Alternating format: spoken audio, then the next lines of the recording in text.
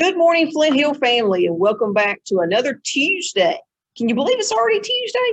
It's March the 9th, 2021. And I got some special things to talk to you about today. Did you know that on March the 9th, 1959, make sure I'm right. Yep, 59. That was 61 years ago. That was when the first Barbie was sold. Can you believe that? That's when Barbie came to be. And Barbie came to be by a lady named Ruth Handler, who was inspired by a German doll that she had seen while she was traveling. And this German doll, and I don't know whether I'm saying this right or not, that German doll's name was Bald Lily, is what they called that particular doll. And she came back to the United States and created, with the American-owned company Mattel, Barbie.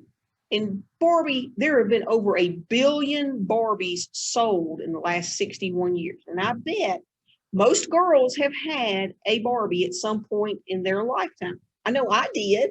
I had Barbies growing up. And I have noticed that over the years, they have changed so much. There's just all kinds of different Barbies out there, and the different clothing that they come on. They come in different skin colors.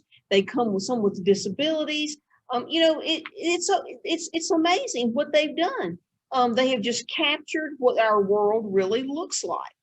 So, boys and girls, I hope you enjoyed my little segment today. I really enjoyed doing it, and you'll see it in just a few moments. We're going to take a tour of a Barbie dream house. Okay, so I hope you'll stay tuned for that. I also wanted to make note that this week is also school breakfast week. And so when you pass through the line in the morning for breakfast, make sure you tell our cafeteria workers thank you, because they work really hard to provide those meals for you. Also, this is school social worker week. And we want to give a huge shout out to Miss Hines. I wasn't able to get her picture today, but we want her to know that we appreciate everything and the support that she gives us here at Flint Hill, and to recognize her for her work this week. Don't forget, March the 11th, that's Thursday, we're going to have our annual Title I revision, and we would really like for your parents to either tune in at the 7:30 session or at the 2:30 session, 7:30 and 2:30 session. So if you could do that, that would be great. If you could let your parents know about that, we look forward to seeing them there. Boys and girls, it's just another busy week on the Hill. We're going to be testing in 5th grade this morning, and we are also going to be testing in 1st grade this morning. So if you're in any of those two areas of the building, please stay quiet, okay? And from what I'm understanding, everybody's doing a great job. Keep up those shout outs coming in, and keep up with your PBIS points. And boys and girls, remember the 3 W's. Wear your mask, wash your hands, and watch your distance. And I will see you back here on Wednesday. Hiya, Barbie. Hi, Ken. You want to go for a ride? Sure, Ken. Jump in. I'm a Barbie girl in the Barbie world. I like to do stuff what the Barbies do. They're like to go potty, and they like to go sleep, and they like to wake up and make dinner. All right. Can you show us around the Barbie dream house a little bit? So this where they sleep, and this where they go down, and this where Ken and Barbie sleep, and this where they cook dinner. Okay. And what else you got over here? What about, oh, is that a paint center? No, it's Chelsea's room, and it's her like to turn in a bed or a table to go eat. Yeah. Well, what is this down here? At the what is that your little sister's got? This is what my little sister got, Maddie Rose, and her like the little round things, and this is where my Barbie eat and stuff and eat dessert. Yeah. Is that a Barbie car? Yep. Okay. This is where they want to take Chelsea. Okay, we got a pool and a slide, and that's the Barbie Jeep, right? Yep. So as you can see, boys and girls, it's not just 4 and 5 year olds. It's also 10-month-olds, and they go all the way up into adults. Everybody that's ever had a Barbie has always loved Barbie, and I hope that you've enjoyed this. And we're just glad that it's still standing, because sometimes Maddie likes to go through the front door and crawl through to the back. Thank you, Jordan. Tell everyone bye. Bye.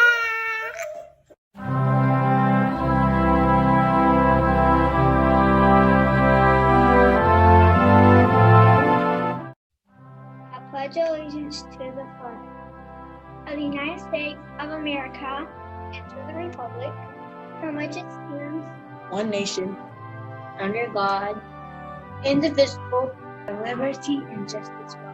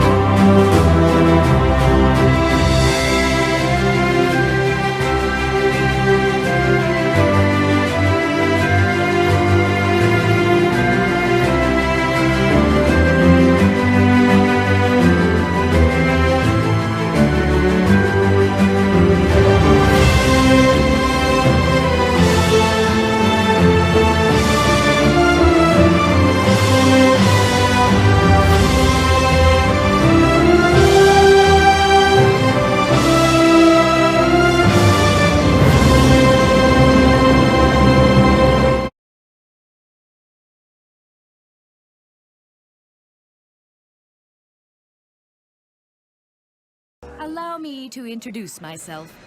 I was born Marie Salomea Sklodowska in the city of Warsaw, Poland in 1867.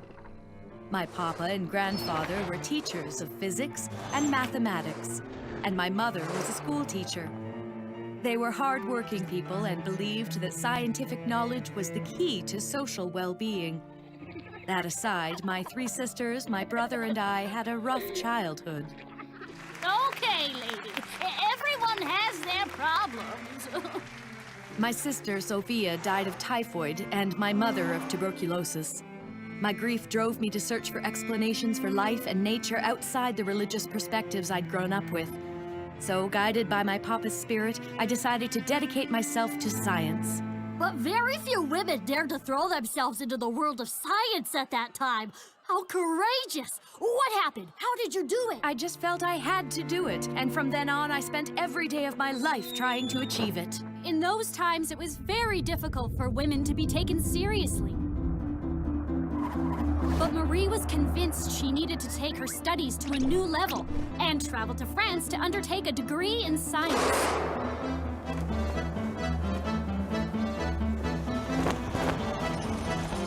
At one of the most prestigious universities in all of Europe.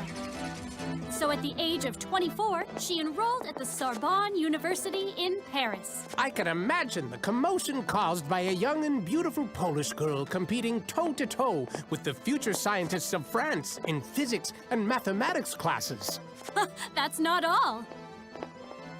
Marie was able to earn her degree in only 3 years, obtaining first place in physics and second place in mathematics. During those 3 years of non-stop studying, I met a physics teacher called Pierre Curie. It was he who suggested the idea of working together. It was a marvelous experience. After a year of working together in the laboratory, Pierre declared his love for me, and we decided to get married. This was how Pierre Curie and Marie Sklodowska-Curie got married. From then on, Marie took her husband's surname and was known as Marie Curie for the rest of her life. Together, they became the most famous scientific partnership of the age. Oh, come on. What's so special about her? So she's got a degree in mathematics. Big deal. I can add and subtract too. Let's head to the theater across the street. They put on shows where women can dance and strut their stuff, showing us that invisible energy that makes the world go round. Invisible energy, you say? Exactly. And that was what motivated me to study, together with my dear husband in the laboratory. I remember it as if it were yesterday. Now, the light that shines down on us is made up of energy. Energy that travels in the form of electromagnetic waves. The human eye only sees a small spectrum of light waves, which are all these waves we see here. The shorter the wave is, the stronger its energy and the more blue it is. On the other hand, red light is made up of rays with longer waves, like the ones we see here. The fact is, there are many, many more rays than the human eye is capable of detecting. Many man-made devices are used to receive and emit these energy waves we can't see. For example, radio and television signals, mobile phones. Right now, we are surrounded by invisible waves! Incredible! However, the invisible energy waves that interested us most were those on the other side of the visible spectrum. These are all highly energetic waves, capable of having astounding effects on matter. However, Pierre and I were not only interested in the effects of these releases of energy, but also what was causing them.